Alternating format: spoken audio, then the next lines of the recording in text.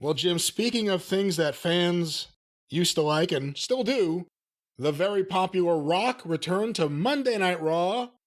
As I mentioned earlier, Jinder Mahal giving Yes. a promo, a speech about how much he hates America out of nowhere and how awful and disgusting. He was getting some real boos. It sounded like that military town, someone was ready to jump the rail or something. It sounded like it. No, and here's the thing. They may have stumbled onto something here, but they won't capitalize on it. The Rock was 2 hours away at a football game from where they were doing Raw, and obviously they got a chance to have him come, so they put out that a former champion will return, and people were wondering, who going to be, and then out in the building comes Jinder Mahal, and the people were shitting on it. Oh, fuck, we thought it was going to be somebody we liked, and they shit on him, and he even said, why are you disappointed, and they started whatting him. And they were just shitting on it. They weren't going to like it. And they started whatting him. And what this was designed for was just for him to come out and cut an anti-American promo that's as old as the hills, so that then when The Rock came out, obviously he's on the other side and the people would be happy, right? But I don't even know if the young writers these days that they have, if anybody realized this, and maybe Jinder Mahal knew that I might be able to make something out of this, because as he started in on the thing, he started, as you said, he started getting real heat, and they started to listen, and they started getting pissed off instead of the what and the bleh. He's a big, ugly motherfucker. He's a foreigner. But Brian, you know the old rule of thumb about heels lie and baby faces tell the truth, right? That's a rule of thumb in wrestling. Right. Do you know when that rule can be violated? When? When it's an arrogant, obnoxious foreign menace telling the truth about the United States. And that gets heat. He said, you've never been more divided. Your politics, your news, the misinformation, the ignorance. This country was once a superpower, and now it's a joke. And that's when they started fucking, fuck you. And that's the thing, is right now they're... And it's a military town. San Diego is a military town. But you could do it anywhere. You could do it anywhere. In that right now, if you had an American wrestler go out and be a Democrat or a Republican, he would only be a heel to half the crowd, right? Because as far apart as those two things are, and we know all the reasons why, if you speak anything related to a Republican ideology to a Democrat, you're going to be a fucking heel and vice versa. Whether you're telling the truth or not, because Republicans are disgusting and Democrats are usually right. But nevertheless, if you get a foreign heel, especially one that we've been mad at recently, the Germans have kind of become baby faces again, and he tells the truth about this country, you could have Jinder Mahal. They really started booing him. He struck a nerve. He started to speak in Punjabi, and then when they booed him, he revealed that they just booed the words to the United States national anthem. That was heat right there when he said that. Yes. I was like, ooh, if anyone's going to shoot him, it's now. And if you had a guy like that come out and say you had a fucking criminal for your president, he's now being charged with fucking felonies. He's going to prison. This is, all of you are disgusting criminal pigs. Then even the fucking Republicans or even the Democrats would get mad. Because, yes, Trump was a criminal pig, and we hope he is going to prison. But fuck you. You're pointing out in front of the world that, goddamn, that we elected a criminal fucking pig to be the president.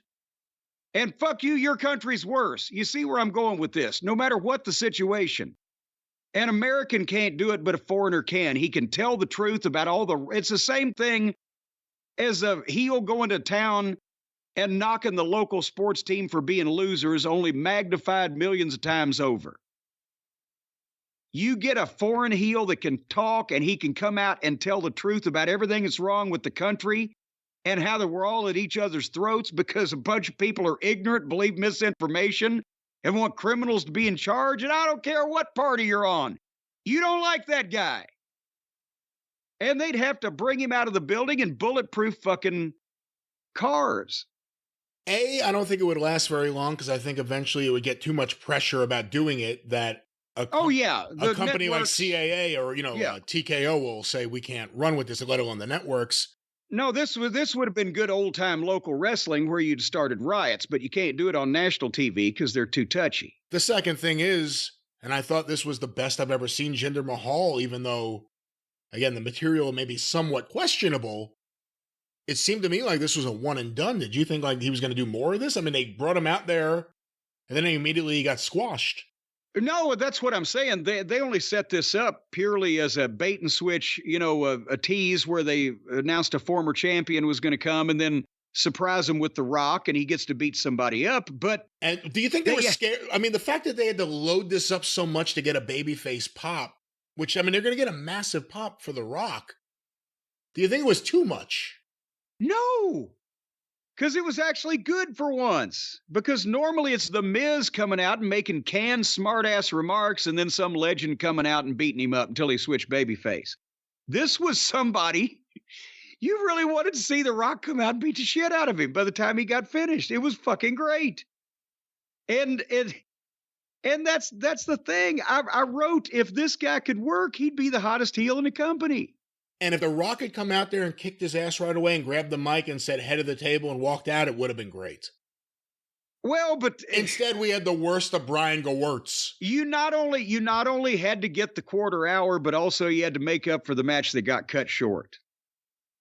And let's face it, also with the way that Raw goes these days, if you can get 20 minutes of The Rock, that's better than fucking 20 minutes. If you promised everybody we'll come to your house and individually let you have sex with fucking strippers, they'd rather, I just want to see The Rock for 20 minutes. No way. Give me a break. All right, maybe half the audience. Mouse is here? I mean, come on. So when he went into Jinder Mahal, and now I'm going to speak more Punjabi about what the rest of the world thinks of, because he could say the entire rest of the world thinks you're all idiots. You had a buffoon for a leader. It turned you into a fucking clown show. You were a joke. Nobody respects you. You'll never get it back.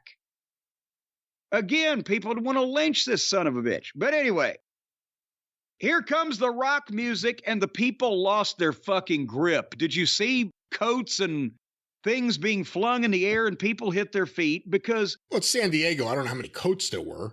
Well, whatever the case, I saw things go up in the air. But the point is, maybe it was just people waving their hands and partying like they didn't care. But the point is, normally you would expect this to happen, but he had gone on long enough that I think they'd kind of given up on something like that happening. And then when they hit the music, they milked it great and the people lost their fucking minds. Coincidentally, at 9:56 p.m. Eastern, when Rock started making his entrance, but by the time he finished milking and the chants and the cheers, he didn't speak for 4 minutes, so he spoke at the 10 o'clock hour. I mean, they're right on. They could time this down to a fucking hair's difference. And then Rock did his thing. He told Jinder Mahal that he wasn't the Iron Sheik, that his Iron Sheik would say, Bubba, you ain't no good son of a bitch, jabroni bastard. This was so lame and so bad. You have to call it out. Oh, come on. You have to call it out. It was so awful. It's The Rock. He's lame. He's turned into a lame-o. This is Hogan coming back in 93. He can read a cookbook. It doesn't matter. This was the worst material It doesn't matter. Ever. He talked to the Sheik. It doesn't matter. Now you're doing his promo.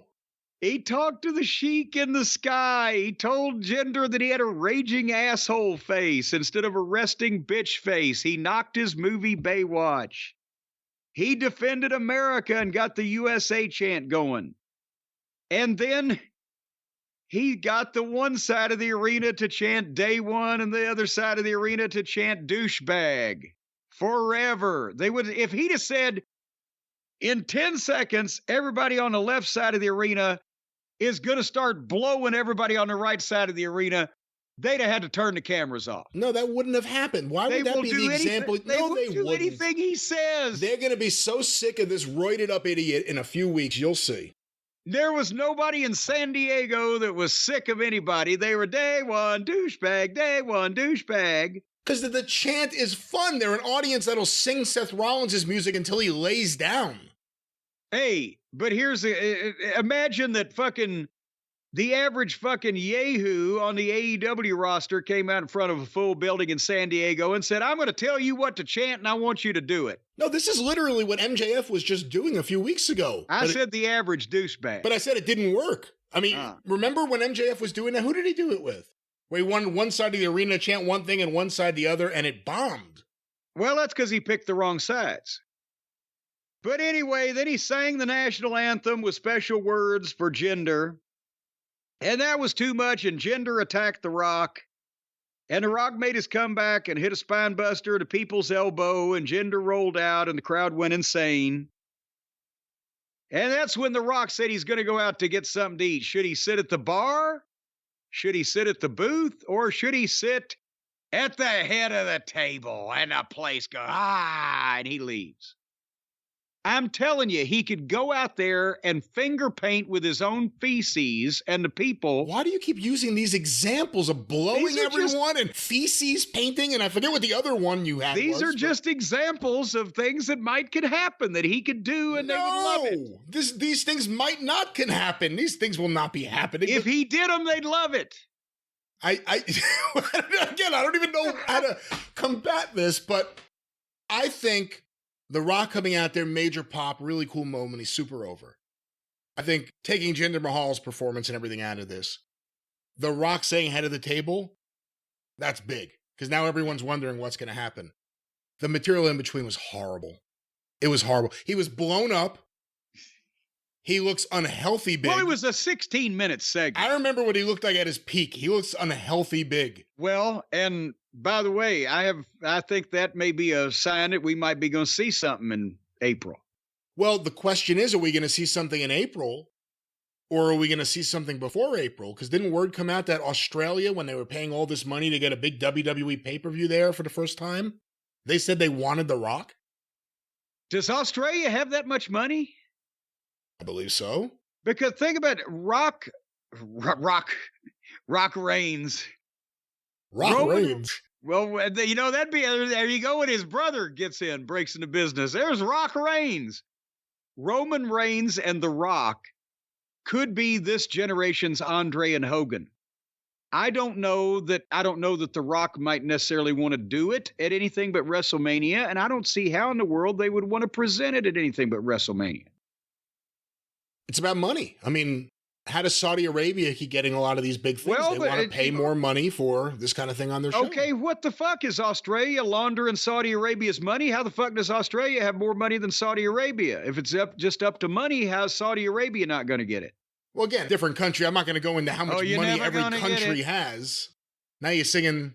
I'm saying right now that Saudi Arabia's money can kick the shit out of Australia's money. Well, we shall see. 4 million people and 30 million sheep down there, right? Or is that New Zealand? I forget. Let me ask you a series of questions. Should The Rock be the one to end the bloodline or end Roman Reigns' title run? Oh, boy, I don't think that can be. Well, not to end the title run. Not to end the title run. We talked about this a few months back. If you remember. It can't be a one-word answer, but I don't think anybody would want to see The Rock lose, and I think it would detract from people's enjoyment if he did.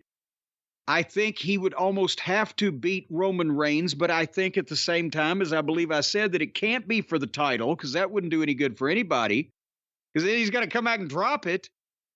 And would it have to be the catalyst, the impetus, or some major cog in a wheel of Roman Reigns turning babyface at the same time with a nemesis on the horizon that could take his heat and let people acknowledge him for real at some point? Roman Reigns is part-time, I guess we could say right now. The Rock wouldn't even be that. I guess that would be my biggest issue with it. The Rock is a major star. Yeah. And he should win major matches at WrestleMania. I don't think just big stars should just lose all the time to younger wrestlers. However, this is a different situation. Cody's been built up, not even throwing other people in there like Punk or Randy Orton or anyone, but Cody specifically has been built up for this. For The Rock to be the one to beat Roman would defeat that, but for Roman to beat The Rock, do you do that at WrestleMania? I guess you have 2 nights. I mean, you need something. I don't think you do it. I don't think you do it. You can't. Somebody's going to be disappointed regardless. Does it help the person who beats Roman if Roman beats The Rock to get there? Yes. Because, I mean, he would have everybody on his resume at that point. Is there anything to be said for...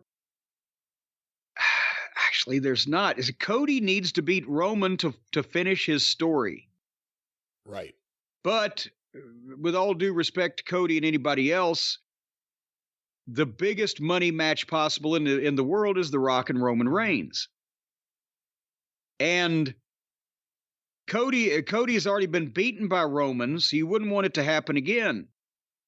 But to be the second guy to beat Roman Reigns does not carry the same cachet, but we've been wrong about these things before when we're putting that fine point on it.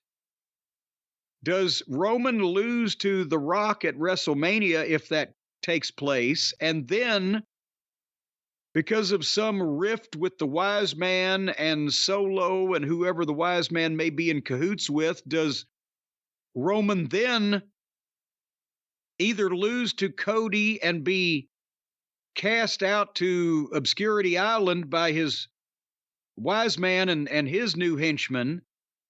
And that way you get 2 jobs out of Roman, but now he comes back to get even with the people that have wronged him, and Cody's got the belt, and Roman's off in a different direction. As of today, as we are recording, Jim, WrestleMania Night 1, Saturday, April 6th, Philadelphia, Pennsylvania, Lincoln Financial Field. There are 57,225 tickets distributed, with 1,685 available right now. Night 1. Night 1. Night 2, 57,279 distributed, 1,631 available. So they're almost sold out for what's currently allocated as of right now. I imagine they can get more people in there if they want to, but more important, we're not even talking about 10 or 20,000 people at this point. We're talking about, again, rights fees, the cock, who's subscribing to that or where that might go in the future. To get a chance to see Roman Reigns and The Rock live, would you sign up for $4.99 a month when you used to have to pay $50 or whatever? So there's a lot more importance now to the match around the country and the world that's being broadcast rather than even a stadium show live when you get to that level. All right. Well, that was The Rock's return to WWE Monday Night Raw. I think you're just an anti-Rockite. You know, I want to like him because I used to like him. It's just his material sucks and he's lame and he looks like he's putting on a show and he never used to. He was a ridiculous character talking and acting in a ridiculous way. It never seemed completely fake like it does now. And we've seen enough of his good guy act in public that it kind of doesn't work anymore. And he's coming out there doing lame material. The national anthem thing was lame. Whoever wrote that, Brian Gewirtz or whoever, it was lame. It was terrible. All of his material was terrible. They set him up by having a guy establish himself quickly as a nuclear heat heel, and then they brought him out there to do the worst material ever. I'm just saying that he can't be as serious as he once was about it because everybody knows him as a rock star, as a movie star, and as a football team owner, and as a tequila magnate.